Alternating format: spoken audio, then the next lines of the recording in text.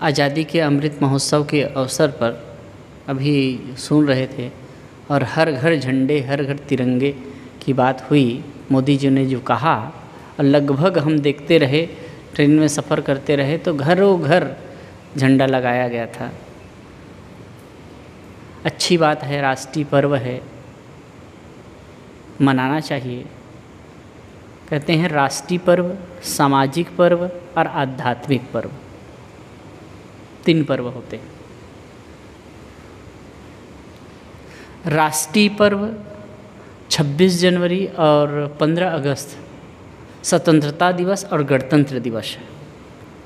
स्वतंत्रता दिवस जो 15 अगस्त 1947 को हमारा देश आज़ाद हुआ, ये है। और गणतंत्र दिवस 26 जनवरी 1950 को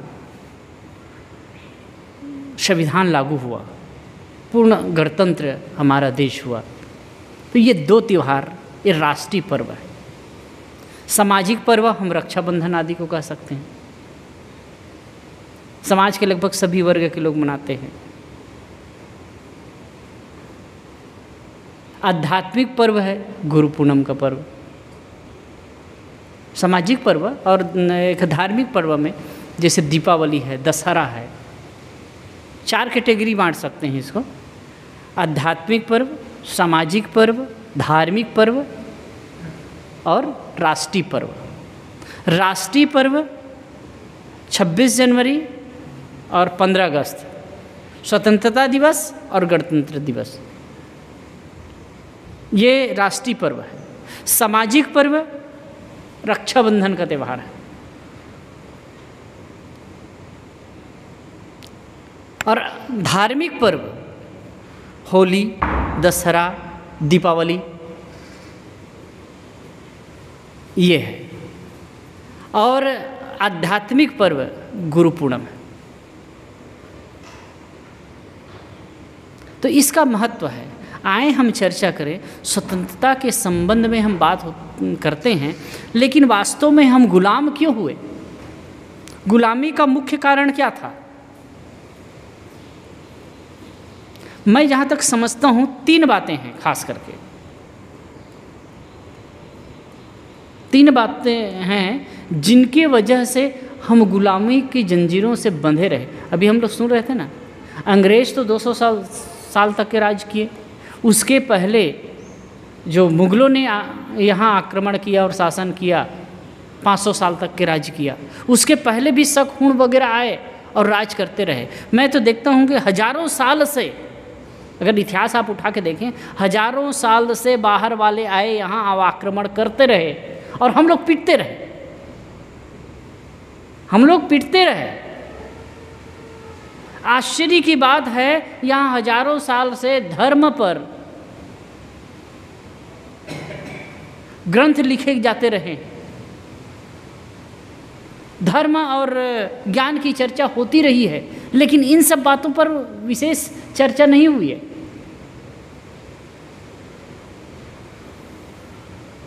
मोहम्मद गजनवी जब आक्रमण किया है, कहाँ से आया? गजनी से, अफगानिस्तान से। गजनी एक छोटा सा मतलब शहर है, वहाँ से गजनी से वो आया है। तो अफगानिस्तान से पार करके खैबर दर्रा, ये पाकिस्तान पहले जो अखंड भारत में था, तो वहाँ से होकर के आए और वहाँ राजस्थान वगैरह से क्रॉस करके, सिंध राजस्थान क्रॉस करके पार करके गुजरात में हो करके और दक्षिण हिस्सा में गए। गुजरात के दक्षिणी पश्चिमी हिस्सा में सोमनाथ मंदिर को लूटा है। कितने रजवाड़ों को क्रॉस करके पार करके आए हैं, लेकिन इतिहास में ऐसा कुछ नहीं है कि कोई रजवाड़ा उसके ऊपर आक्रमण किया हो। ये सोचते रहे कि शिव जी का तीसरा नेत्र खुलेगा और विधर्मी भस्म हो जाएगा। न तो शिव जी का तीसरा नेत्र खुला और न वो सामने वाला भस्म हुआ। लोग देखते रह गए। लेकिन कहते हैं ना, भगवान भी उसी का साथ देता है जो वीर होता है, जो साहसी होता है। कायर लोगों का साथ नहीं देता। वो आया, यहाँ आक्रमण किया, इसको लूटा है। और मथुरा का जो मंदिर है, कृष्ण मंदिर, उसको भी लूटा। मैं गया था उस समय मार्च में, तो पता चला कि 3 बार लूटा गया है उसको, 3 बार तोड़ा गया है। आप सोचिए, मैं पूरा मतलब उसका डिटेल तो कहीं फोटो करके रखा था कि 3 बार आक्रमण किया गया, 3 बार लूटा गया है। इतनी संपदा थी वहाँ, इतना भव्य मंदिर था कि उसका जो कंगूरा है, उसमें जो उससे का प्रकाश है बहुत दूर तक जाता था। लेकिन मुगल शासक ने लूटा, औरंगजेब ने भी लूटा था, तोड़ दिया। लेकिन फिर भी हिंदू आत्ममंथन नहीं कर सका। काशी के विश्वनाथ मंदिर को लूटा गया, उसको तोड़ा गया। कभी कभी इस बार में आया था, सोच रहा था, मंदिरों में हम चढ़ावा चढ़ाते हैं, धन संपत्ति चढ़ाते हैं, रुपया पैसा चढ़ाते हैं। आप थोड़ा विचार कीजिए, भगवान को धन की आवश्यकता है क्या, रुपये पैसे की आवश्यकता है क्या? लेकिन आपकी भावना है, हमारी भावना है, हम चढ़ाते हैं, चढ़ाना चाहिए। आपकी भावना है, आप चढ़ाते हैं, चढ़ाइए। लेकिन आप एनालिसिस तो कीजिए, सोचिए तो, विचारिए तो कि उस धन का क्या होता है। एक तो इकट्ठे करके धन रखा जाता है। अब जब ऐसा धन रखेंगे तो जो लालची लोग हैं, जो आपसे अपोजिट है, वो तो ललचाएंगे ही देख करके, फिर क्या करेंगे? तोड़ेंगे। अब पंडितों ने तो ऐसा कुछ लिख दिया है, कई जगह तो आश्चर्य लगता है। एक शिव जी के भक्त थे, नहीं भक्त नहीं, एक चोर थे तो वो चोरी करने के लिए आए शिव मंदिर में, और उसके ऊपर में चांदी का छत, जो शिवलिंगी है उसके ऊपर में चांदी का छत लगा था, छतरी लगा रहता है ना, तो उसको वो निकालना चाहे तो नहीं निकाल पाए, और नहीं निकाल पाए तो वो शिव जी के लिंग पर चढ़ गए और चढ़ करके उसको उतार लिया। तो शिव जी प्रकट हुए, प्रसन्न हो गए और कहे कि ये जो भक्त है मेरे ऊपर ही चढ़ गए, मुझे पूरे समर्पित हो गए, इसका मोक्ष हो जाएगा। मतलब शिव पर समर्पित हो गए। तो वो कहना चाहते हैं कि एक चोर भी शिव पर चढ़ा। अब क्यों चढ़ा है भाई? क्या शिव जी को इतना ज्ञान नहीं था?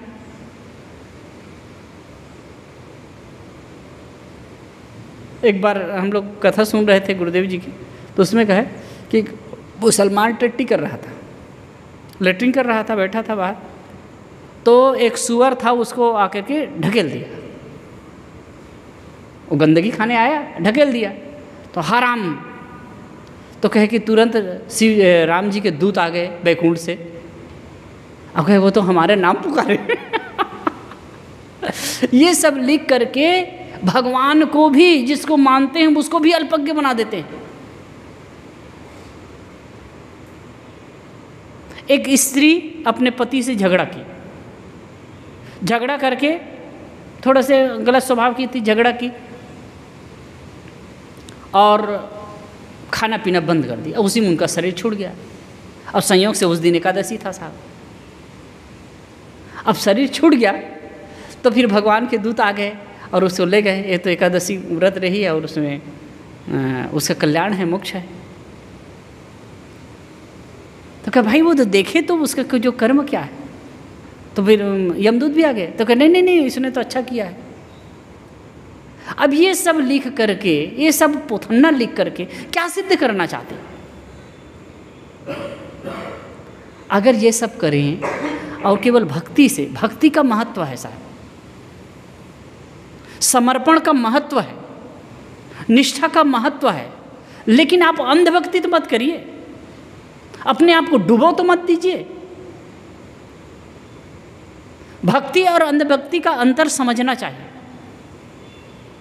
अब इसीलिए एक प्रकार से ना जो हिंदू समाज है एकदम नपुंसक बन करके बैठ गया। अगर हम देखें बाहर से आक्रमण हुआ है, उसके 3 आधार हैं, 3 आधार आप समझिएगा। पहली बात तो अंधविश्वास, पहला कारण है अंधविश्वास। दूसरा कारण है टेक्नोलॉजी का अभाव, और तीसरी बात है स्वार्थपरता। ये 3 कारण ऐसे हैं जिसके वजह से बाहर से आक्रमणकारी आए और आक्रमण करते रहे और हम लोग लूटते और पीटते रहे और अध्यात्म के ज्ञान की चर्चा भले करते रहे।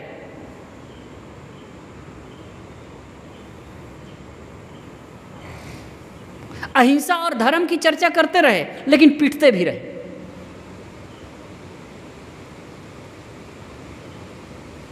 अंधविश्वास, इस पर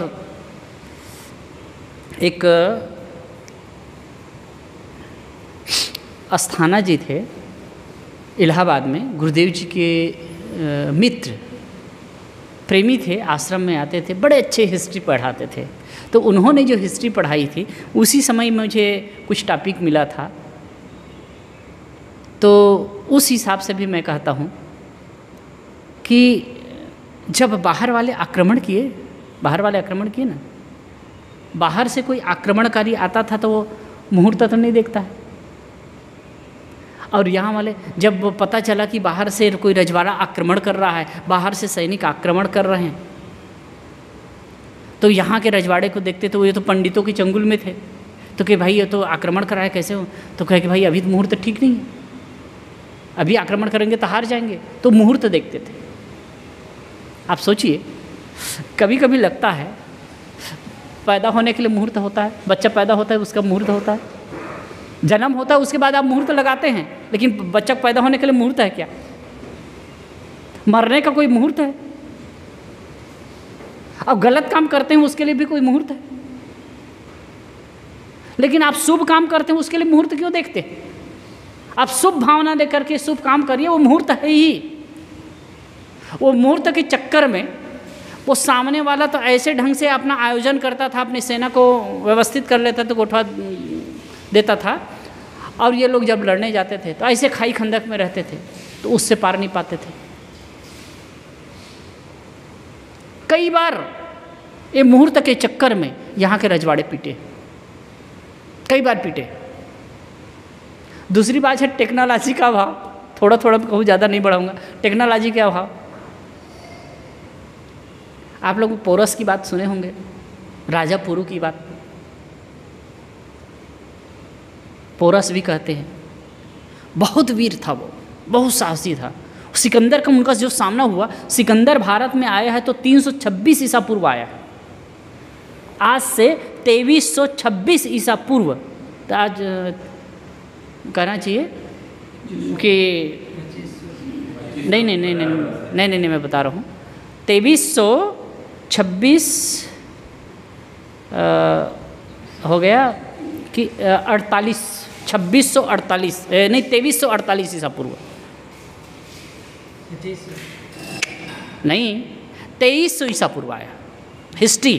2300 ईसा हुआ तो ये 2500 5000 के ऊपर ही साल हो गए ना, 5000 के करीब हो गए। हम सॉरी मतलब आज से 2300 वर्ष पूर्व होगा, मतलब ईसा पूर्व 326, ईसा पूर्व 326। आज से अगर कहीं ईसा पूर्व नहीं कहें तो अगर कहीं कहें तो 2300 वर्ष पूर्व, 2326 वर्ष पूर्व, और ईसा पूर्व कहें तो 326 ईसा पूर्व। तो वो आया है और आक्रमण किया है, कहाँ? भारत के पश्चिम हिस्सा में, तक्षशिला में पहले आक्रमण किया है, और उसमें आम्भरी था राजा, उसका भी क्षेत्र था, ज़्यादा बड़ा तो राजा नहीं था, क्षेत्र था, वहाँ आक्रमण किया, और वो रहे तो उससे मिल लिया, एक गद्दारी किया, और उससे मिल करके फिर वो राजा पोरस पर आक्रमण किया, वैसे सिकंदर 2 वर्ष रहा है यहाँ, और उसने कोशिश की, मगध जो राज्य है उस समय भारत का सबसे बड़ा रजवाड़ा था, बहुत बड़ा जो शासक था घनानंद के समय की बात है, तो वो जो उसका केंद्र था मगध, आज का बिहार। अब यहाँ का इतना बड़ा विस्तार था, आप सोचिए, इसमें बिहार उत्तर प्रदेश का हिस्सा, कुछ पंजाब के हिस्सा इस तरफ का, ऐसा था। और वहाँ आक्रमण किया, वो आक्रमण करना चाहा। पोरस जो ये पंचनद है ना, ये पास के पोरस राजा था, उनको आक्रमण किया।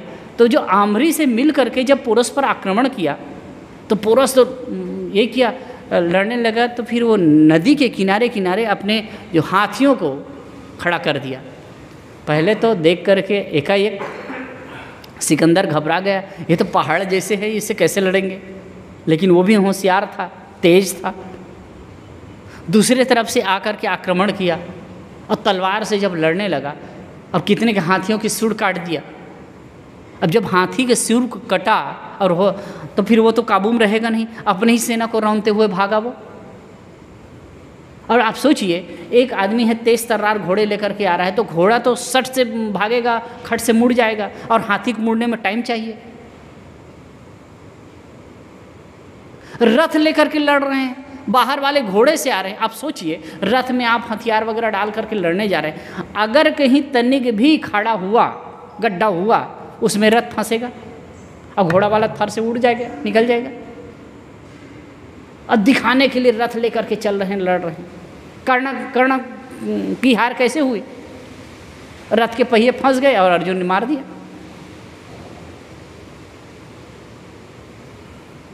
बाहर वाले लोग बंदूक से लड़ते थे, हम लोग तीर से लड़ते थे, तीर तलवार से। बाहर वाले तीर से लड़ते थे तो हम लोग तलवार से लड़ते थे, और बाहर वाले बंदूक से लड़ते थे तो हम तीर से लड़ते थे।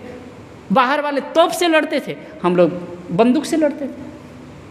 ये टेक्नोलॉजी का अभाव हो, स्वाभाविक सी बात है। बाहर वाले के पास में टेक्नोलॉजी है तो वहाँ पर हावी होगा ही। इसीलिए तो आजकल देखिए मोदी जी पूरे मतलब सैन्य बल को एकदम सशक्त कर रहे हैं, हर प्रकार के टेक्नोलॉजी ला रहे हैं। अब आज की स्थिति क्या है, बड़े विचित्र होने वाली है। अभी देख रहे हैं ना, रसिया और यूक्रेन का युद्ध हो रहा है, अभी भी शांत नहीं हुआ है। अब बहुत ज़्यादा समय, लंबा समय हो जाता है तो उसको नेगलेक्ट कर दिया जाता है, लेकिन अभी भी तो युद्ध चल रहे हैं। अभी चाइना और ताइवान भी आमने सामने है। ताइवान अपने आप को स्वतंत्र मानता है, लेकिन चाइना अपना अंग मानता है, और युद्ध की स्थिति वहाँ भी बन रही है।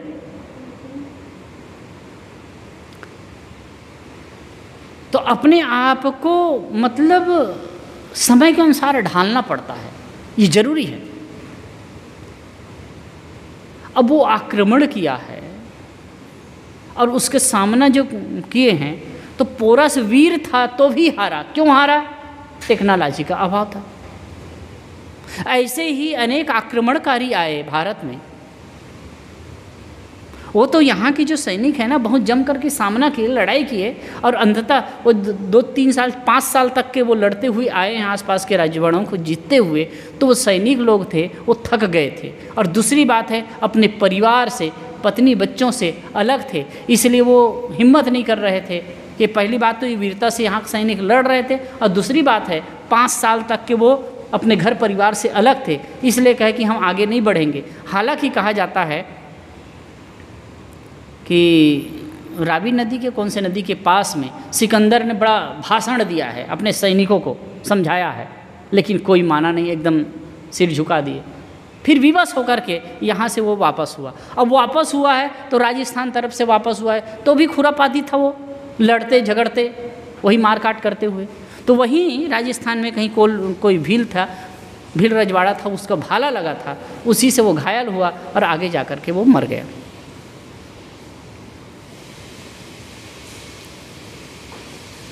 तो ये दूसरा कारण था टेक्नोलॉजी का अभाव। तीसरी बात है स्वार्थपरता। स्वार्थ के पीछे इतने अंधे होते हैं लोग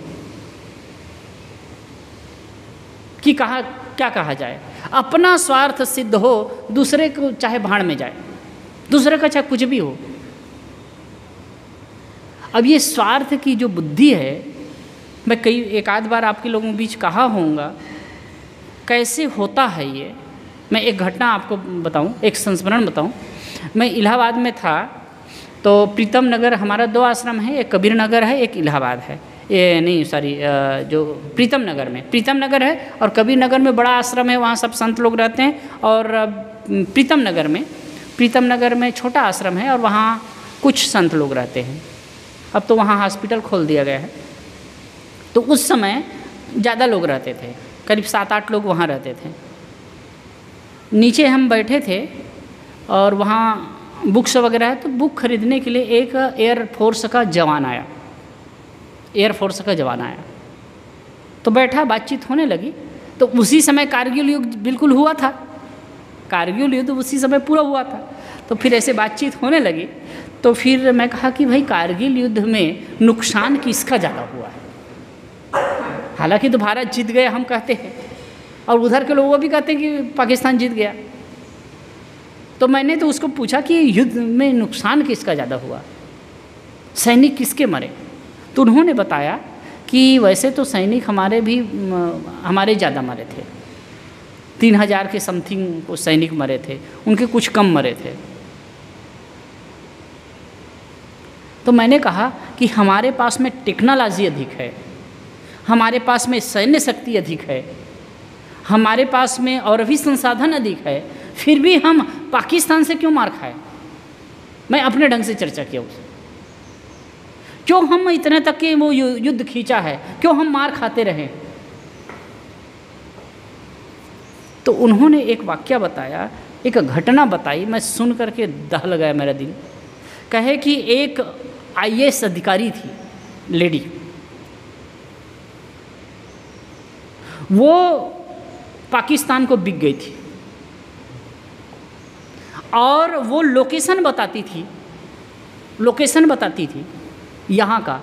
जैसे कि यहाँ के सेना एक जगह टेंट लगा रहे हैं, कैंप लगा रहे हैं, एक कैंप में हैं, तैयारी कर रहे हैं कि हम उधर वार करें, तो वो बता देती थी कि अमुक अंश पर यहाँ भारतीय सेना है, और जब ये तैयारी कर रहे हैं तो उधर से वार हो जाते थे, मर जाते थे लोग, नुकसान होता था।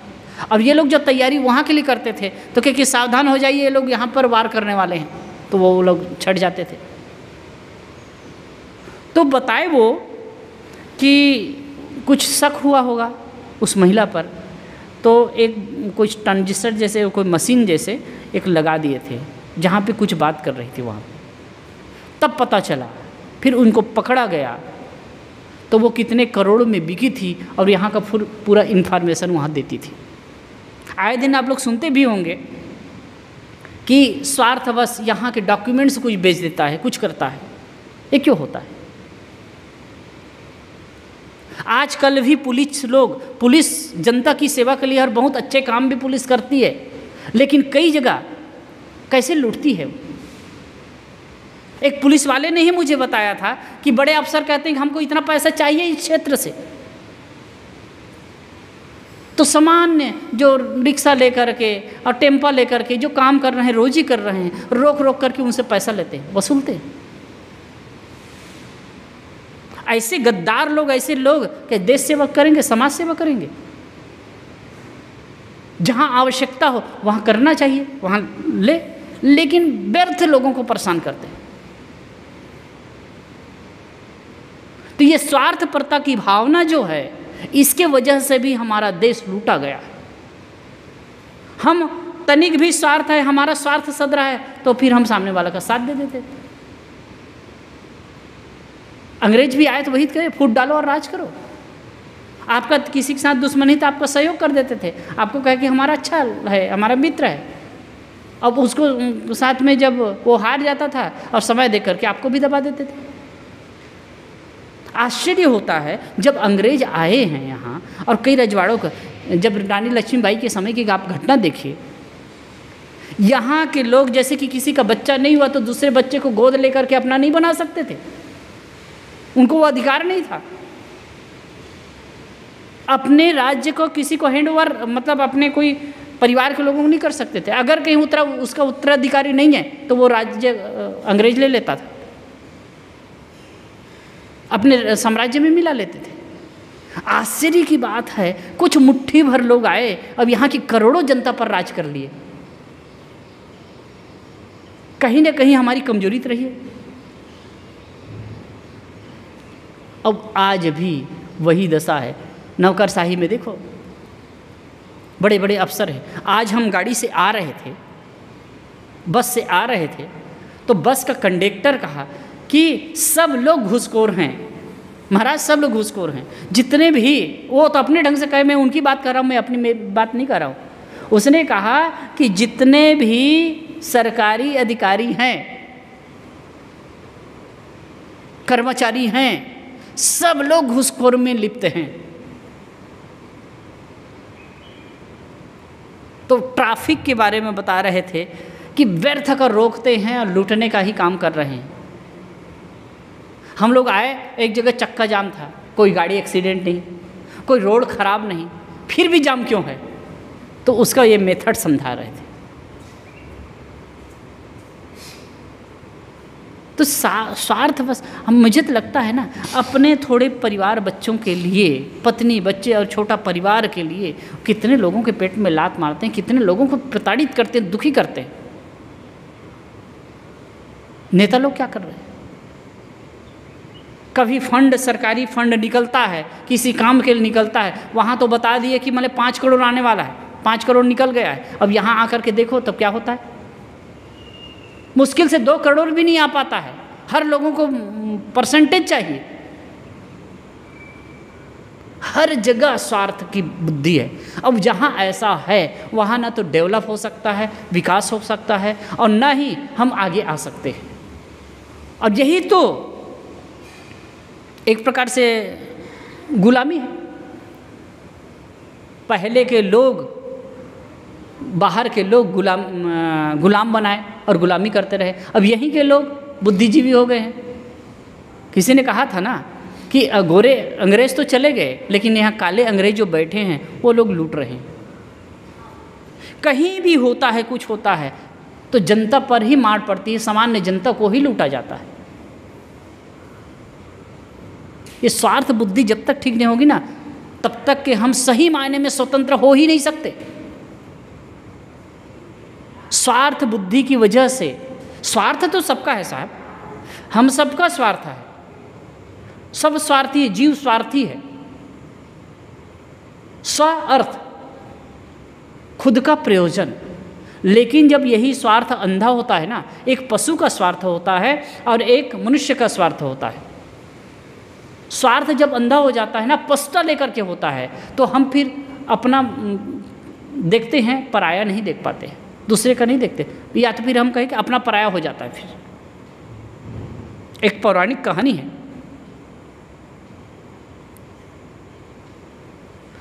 प्रजापिता ब्रह्मा ने एक आयोजन किया भोजन का। तो उसमें देवता भी आए और दैत्य भी आए, दोनों को बुलाया गया, आमंत्रित किया गया।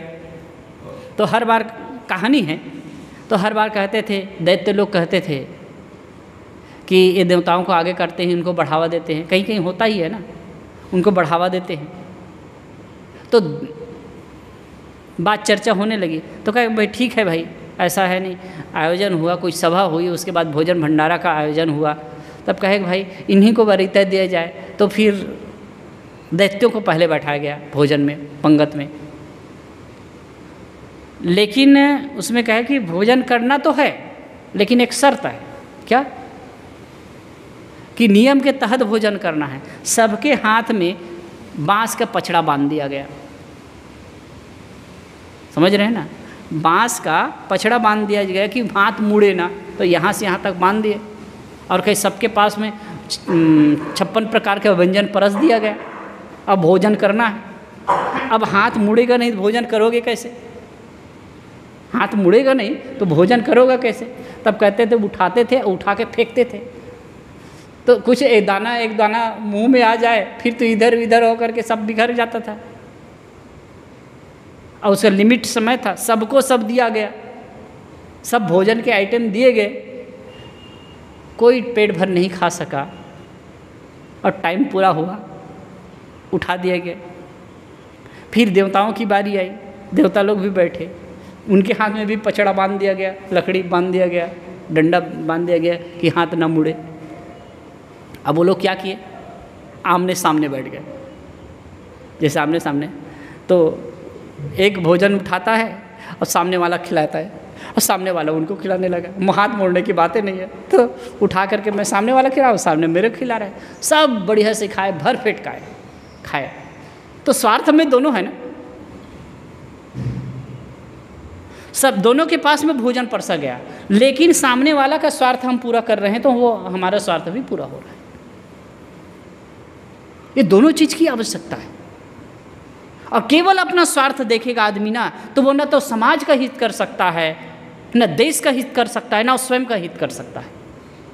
ऐसे स्वार्थी आदमी ही देश और समाज के लिए कलंक हैं।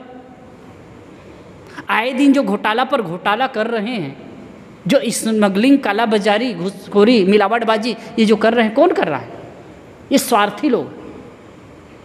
करोड़ों करोड़ों की संपत्ति जो इकट्ठी कर लेते हैं, इससे समाज को क्या सीख देते हैं?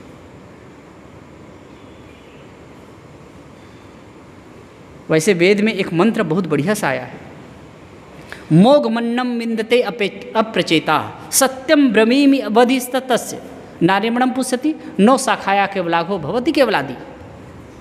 मोग मन्नम विन्दते अप्रचेता, मोघम अन्नम विन्दते,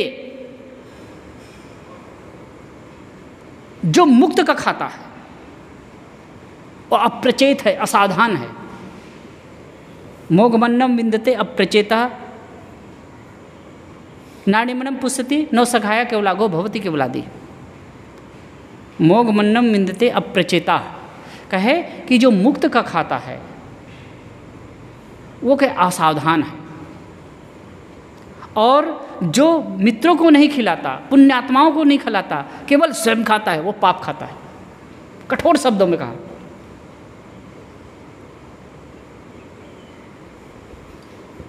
नारीमणम पुष्यति नो सखायो केवलाघो भवति केवलादि। वो पाप खाता है, अपने आत्मा का हनन करता है। अब यही है स्वार्थ की दीवार को तोड़ने के लिए। तो स्वार्थ तो है साहब, लेकिन स्वार्थ की सीमा जब बढ़ती है ना, स्वार्थ जब अंधा होता है ना, तो आदमी फिर कहीं नहीं देखता है। एक और आप मैं घटना बताऊं। एक पंडित जी थे। पंडित जी बड़ा दबदबा और बढ़िया भोजन करने वाले, अच्छा चीज़ बनाने वाले, और घर में भी इतना शासन था उसका कि क्या कहना। एक बार की बात है, उसने पंडितानी से कहा, आज पूड़ी खाने का मन है, पूड़ी और हलवा बनाओ। तो कहा ठीक है। अब आप लोग जानते हैं कि यूपी में जो पूड़ी बनती है, पहले बनती थी तो घी की ही पूड़ी बनती थी, घी की ही पूड़ी बनती थी, तेल की पूड़ी नहीं बनती थी। संत लोग भी बताते हैं कि घी की ही पूड़ी बनती थी। एक गुरुदेव जी एक संस्मरण बताते थे कि एक जगह भंडारा में गए तो पूड़ी बनाए खाए पिए। तब कहे कि देखो, तो ये जो बहन थी, बहू की समाधान भी कैसे होता है, उसके गुरु दूसरे संत थे और सास के गुरु दूसरे संत थे। तो एक संत रहे तो बनाए, तो फिर ऐसे पूड़ी फोड़ दिए तो उसमें घी बढ़ गया, तो फिर और घी आ जाता था ना। तब क्योंकि देखो तुम्हारे गुरु ऐसे करते हैं, पूड़ी में फोड़ करके घी भर देते हैं। तब कहे कि वो बड़े घर के लड़का होए तो जीवन भर खाए पिए हैं ना, इसलिए ऐसा कर देते हैं। कैसा बढ़िया समाधान। तो वो ऐसे पूड़ी बनाते थे, पूड़ी बना रहे थे, तो वो स्नान करके आ गए, बैठे और गरम गरम पूड़ी तो गरम गरम छान करके देना था। तो कहे कि गिनते थे, तो वो खाने लगे और वो खाते रहे, गिनते भी रहे। तो उसी उनका छोटा सा लड़का था, वो रोने लगा, तो उसको एक पूड़ी दे दी। माता ने एक पूड़ी दे दी। तब जब वो खाने लगा तो उसी में कहते हैं कि भाई एक पूड़ी और लाओ। तो कह नहीं है, बच्चा मांग रहा था तो दे दी। तो वो खाते खाते गिन रहा था। वो जो तेल में डालते हैं चंद की करता है ना, घी में डाल रहे थे, पका रहे थे, चंद के करता था, तो खाते खाते गिन भी रहा था, 1 2 3 4 5 6। तो मान लीजिए कि 20 पूड़ी हुआ तो 19 ही आया मेरे पास में, एक कहाँ गया? तो क्या बच्चा रो रहा था दे दिए, तो क्या अभी से मेरा हिस्सा बटाएगा? अब ये क्या स्वार्थ है? ये स्वार्थ की बुद्धि ये हमें दुख देती है। और कहें तो जब तक ये हमारी स्वार्थ वाली प्रवृत्ति रहेगी ना, सही अर्थ में हम स्वतंत्र हो ही नहीं सकते। जो आदमी बहुत ज़्यादा स्वार्थी होगा, ध्यान दीजिए, बहुत ज़्यादा स्वार्थी होगा, उसका मन संकीर्ण भी होगा। और बहुत ज़्यादा स्वार्थी आदमी भी धन संग्रह करता है। एक वक्ता बहुत बढ़िया कह रहे थे, किसमें आया है बात, कोई संस्कृत ग्रंथ में आया है कि बहुत ज़्यादा स्वार्थी आदमी, बहुत ज़्यादा संग्रही आदमी होता है ना, कहते हैं उसको कब्ज की बीमारी बहुत ज़्यादा होती है। पकड़ने की आदत है ना, पकड़ने की आदत होती है तो उसको कब्ज की बीमारी छोड़ेगी नहीं। इसीलिए कहा गया है कि स्वार्थ बुद्धि को तोड़ने के लिए उपनिषद में कहा गया, श्रद्धा देवम, अश्रद्धा देवम, श्रिया देवम, भ्रिया देवम, संविदा देवम। कुछ दो, कुछ दो, श्रद्धा से दो। कह कि भाई कहीं श्रद्धा से, कहीं दो, श्रद्धा से ही दो। तो कहीं लोग कहे कि श्रद्धा नहीं है तो अश्रद्धा से दो, देते देते श्रद्धा हो जाएगी। भ्रिया देवम, भय से दो, भय से दो, भाई छूट जाएगा अंततः, कुछ नहीं रह जाएगा, सब कुछ छोड़ के जाना है तो भय से दो। भ्रिया देवम, श्रिया देवम, श्रेय है, धन है आपके पास, साधन है आपके पास, उस मात्रा में दो। संविदा देवम, किसी को इकरार कर दियो, किसी को कह दियो तो दो। ये क्यों कहा गया? ये स्वार्थ के दीवार को तोड़ने के लिए, क्योंकि कुछ नहीं रह जाता है साहब, कुछ नहीं रह जाता है। तो ये कुछ बिंदु ऐसे हैं जिसके आधार पर हम समझ सकते हैं कि ये ही हमारी परतंत्रता की बेड़ी है। जब तक आदमी, इस पर और मैं ज़्यादा नहीं बढ़ाऊंगा, जब तक आदमी अंधविश्वास के घेरे में रहेगा वो स्वतंत्रता का अनुभव कर ही नहीं सकता। जब तक वो वासना के घेरे में रहेगा स्वतंत्रता का अनुभव कर ही नहीं सकता। जब तक वो स्वार्थ के घेरे में रहेगा स्वतंत्रता का अनुभव नहीं हो सकता। इसको तोड़ करके ही आप देखिए, कभी आप स्वयं ही खाते हैं, स्वयं ही कुछ खाने लगे, अपना ही पेट भरा। एक कहानी कह दूँ, कभी कहा होगा आपके बीच में। एक राजा ने अपने मंत्री को कुछ पैसे दिए, 1 रुपया, पुराने ज़माने के 1 रुपया। तो उसने कहा कि कुछ अब के खर्च करना, कुछ तब के खर्च करना, और कुछ अब के न तब के, और कुछ बचा करके लाना। ध्यान दीजिए, हिंदी समझ पड़े ना तुमने। तो वो लेकर के गया मार्केट में, कुछ अब के, एक होटल में गया, जलेबी बड़ा वगैरह खा लिया, 25 पैसे का, पहले के ज़माना 25 पैसे का होटल में बैठ करके पेट भर खा लिया। और एक महात्मा जी जा रहे थे, 25 पैसा उनको दे दिया। और उसके बाद में जो वेश्या की नाच हो रही थी, तो वो नाच में 25 पैसा खर्च कर दिया, दे दिया उनको। अब 25 पैसा ले करके आया। तो राजा ने पूछा कि क्या किए? तो मंत्री ने कहा कि कुछ अब के, कुछ तब के, कुछ अब के न तब के, और ये बाकी का पैसा। तो क्या एक ऐसे अब के मतलब आज मैं खाया और पेट भर गया, वो अब का है। कुछ तब का है, एक पुण्यात्मा को, एक संत थे, उसको मैं कुछ दान कर दिया, वो तब का है आगे के लिए। और कुछ अब के न तब के, एक वेश्या को मैं जो दे दिया, वो अब का है न तब का है, ना आज उसका कोई फल है ना आगे कोई फल है। और 25 पैसा वापस। तो हम जब अपने आप को खोलते हैं ना, अपने आप को जब खोलते हैं ना, जब हमारी भावना उदार होती है तो मन खुलता है और स्वतंत्रता का अनुभव होता है।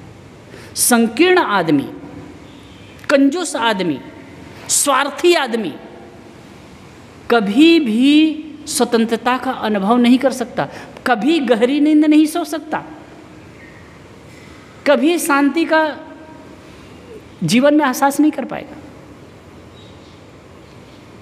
इसीलिए जो हमारे पूर्वज के लोग हैं, संत जन हैं, वो एक उदारता की बात करते रहे। अभी जो मैं मंत्र कहा वेद का, उसी बात को लेकर के, चाहे मैं उपनिषद का जो श्रद्धादेयम अश्रद्धादेयम श्रियादेयम भ्रियादेयम संवेदादेयम इसकी बात किया, चाहे मोघमन्नम विन्दते अप्रचेता सत्यम ब्रवीमि वदिस्तस्य, ये तो और गहरा है, जोर से कहा गया है। मोघ अन्नम विन्दते अप्रचेता, जो मुक्त का खाता है वो असावधान है। मैं सत्य कहता हूँ, वो अपने आत्मा का वध करता है। नारीमणम पुष्यति नो सखायो केवलाघो भवति केवलादि, और जो न तो पुण्यात्माओं को खिलाता है और न मित्रों को खिलाता है, वो पाप खाता है, पाप करता है। कठोर शब्दों में। वैसे आप देखा जाए ना तो वेद शास्त्रों में भी इतनी गहरी बातें हैं ज्ञान की। इसीलिए कबीर साहब ने कहा, वेद कितेब कहा कि झूठा झूठा जो न विचारे। ऐसा नहीं है कि वेद शास्त्र झूठे हैं, ऐसा नहीं कि पुराण कुरान झूठे हैं, उसमें ज्ञान की बातें हैं, अच्छी बातें, उसको लेना चाहिए। अभी तो एक ऐसा हो गया है कि एक सिरे से पुराने ग्रंथों को पूरा नकार दिया जाता है कि बेकार की बातें। आप अपने दिमाग को खोलिए, विस्तृत करिए। और कबीर साहब ने क्या कहा, साधु ऐसा चाहिए जैसा शुभ सुभाए, सार सार को गही रहे थोथा दे उड़ाए। साधु को ऐसा होना चाहिए, कैसे? शुभ जैसे। कबीर साहब की बात अद्भुत है। घर में जो चीज़ है, आप जिसको रोज़मर्रा की चीज़ है, जिसको आप रोज़ उपयोग करते हैं, उसको देख करके उसके माध्यम से आपको सीख देते हैं। सुपड़ा है, सुप से क्या करते हैं? पछोड़ते हैं, तो वो क्या करता है? जो असार को बाहर कर देता है और सार को लेता है। ऐसे ही साधु को चाहिए, ऐसे ही सज्जन को चाहिए, सार सार को ले ले, असार को छोड़ दे। जहाँ कहीं भी जाएंगे, हर जगह आपको सार मिल जाएगा। तो सार को ग्रहण करिए, असार को छोड़िए। तो आज इस स्वतंत्रता दिवस के उपलक्ष्य पर मैंने एक ये बात कही कि हम परतंत्र हुए क्यों, परतंत्रता की बेड़ी में हजारों साल से जकड़े क्यों। तो इसका 3 कारण मैंने बताया। एक तो अंधविश्वास, इतना भ्रम, और आज भी हम स्वतंत्र हैं कहते हैं, लेकिन आज भी इतने सारे अंधविश्वास और पाखंड हैं जीवन में कि हद। देवी देव भूत प्रेत लगन मुहूर्त शकुन अक्षुन तंत्र मंत्र, अब इसके भंवन में समाज ऐसा पिसता जा रहा है, ऐसा फंसा हुआ है कि हद। और उससे आदमी मुक्त ही नहीं हो पा रहा है, स्वतंत्रता का अनुभव ही नहीं कर पा रहा है। तो अंधविश्वास, दूसरी बात है टेक्नोलॉजी का अभाव, और तीसरी बात है स्वार्थ बुद्धि, स्वार्थपरता। ये 3 कारणों की वजह से हम बहुत समय से पीटे जा रहे हैं। हम पर दूसरे लोग आक्रमण करते रहे हैं और हम उनसे शोषित होते रहे। अगर हमको स्वतंत्रता का अनुभव करना है, निश्चित ही हम बाह्य रूप से स्वतंत्र हो चुके हैं, लेकिन आंतरिक स्वतंत्रता का अनुभव होगा, करना चाहते हैं, तो ये तीनों चीज़ को उड़ाना होगा। अंधविश्वास और पाखंड से अपने आप को ऊपर उठाइए, अंधविश्वास से, भ्रम मान्यता से अपने आप को ऊपर उठाइए, और अपना जो विकास मानसिक तौर पर स्ट्रांग करिए, अपने आप को सुदृढ़ बनाइए। और तीसरी बात है स्वार्थ की दीवार को तोड़िए। स्वार्थ सबका है साहब, लेकिन स्वार्थ जब अंधा होता है तो यही आपके लिए मुसीबत खड़ा करता है। तो कुछ चर्चा इस पर मैंने किया। बोलिए सद्गुरुदेव की।